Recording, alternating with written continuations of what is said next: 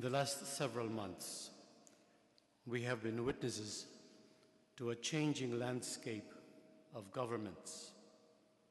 Some call it Arab Spring, a shorthand for the change of power that has taken place in countries like Egypt, Tunisia, and Libya, a change that may well cascade to other countries as well. In its bare essence, Arab Spring has been the story of the fight for independence after long years of totalitarian war. Arab Spring has been about people reclaiming their rights, their freedom, and thus their dignity.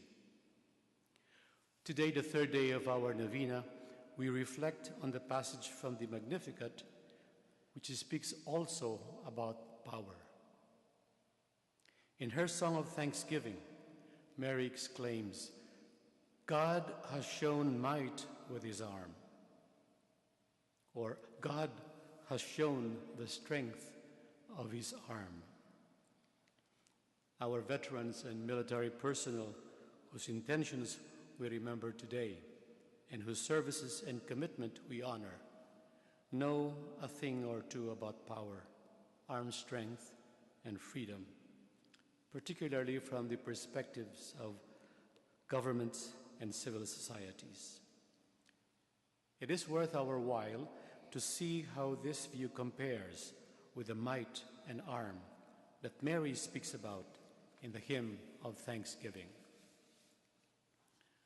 The story of dictators the world over is similar in a not so surprising way. Believing that he acts for the greater good of the people, a young general or military officer plots a coup d'etat. He succeeds with the help of like-minded individuals and parties with not so hidden vested interests. Before long, he gets intoxicated with power, puts aside the initial idealism, does everything to stay in power, and hangs on for as long as possible. Confronted with opposition, he positions himself without a hint of modesty as the people's strong and irreplaceable leader the country needs in order to survive this critical stage in its history. Here, my friends, is an example of power that clearly has only one allegiance: the dictator's ego and his self-interest, which, unfortunately, he has identified with that of the nation. God's power and his exercise of it is quite the opposite. Instead of being self-centered, it is directed towards the good of others. Instead of attempting to consolidate itself, it seeks to share with others, especially those who are powerless. Instead of dominating and ruling and running roughshod its opponents, it elevates, it builds, it restores the dignity of persons. Instead of suppressing contrarian voices, it tries to speak for the voiceless. That is the essence of God's power, one that is put at the disposal and benefit of the weak, the defenseless, the oppressed, the voiceless, and those who live in the margins of society. Not only in springtime, but every time it is needed. The same message, power to be used for the benefit of the powerless, is being conveyed by the gospel reading of today. The Psalms, or we call them the gold coins or talents, entrusted by the king to the servants, were meant to be used for the good of others and were not to be hoarded or kept only for oneself, or worse, to be used against people's and communities. The king in the gospel story rejoices with those servants who made use of these talents. But he also bemoans the servants' failure to do something good for others with the opportunities that he provided them. In the last decades, the area we now call South Sudan has experienced both the punishing hand of a dictatorial regime and the liberating arm of God.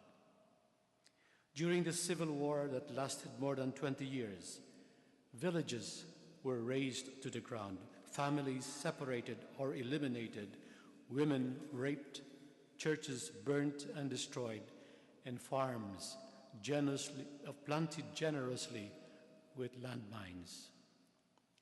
Against such naked and violent use of power, the one institution that stood up for the defenseless population and sustained the faith of the people was the church and her bishops, priests, sisters, and lay catechists.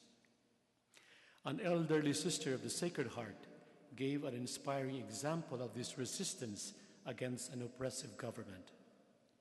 Armed with nothing but God's option for the oppressed, the sister, who was small in stature, stood up, confronted the general of the occupying army, and boldly and without hesitation said, "What you are doing is wrong because it is evil."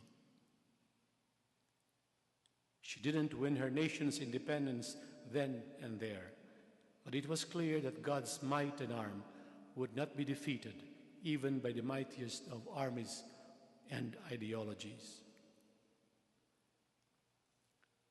After hundreds of thousands have died, all casualties of brute dehumanizing power, a peace agreement was finally reached in 2005, giving the southern region of Sudan relative autonomy from the government of Khartoum. In January of this year, close to 99% of the population in this region voted to become autonomous from the original country. And last July 9, South Sudan became the newest country in the world. But the story is far from complete. There is yet another thing that bears retelling, because it proves that God listens to and acts for those who cry out to him, especially in defense of the little ones. As an acknowledgement that peace is God's gift, in the months preceding the January referendum, a campaign was launched. It was called 101 Days of Prayer for Peace. People in South Sudan today do not have any doubts why the referendum was hugely successful and why on July 9, the Day of Independence, people the world over celebrated and danced with joy and in peace, even under the heat of the summer sun. They know why they are now a free country. Mary may well be speaking for them when she says, "God has shown might with his arm."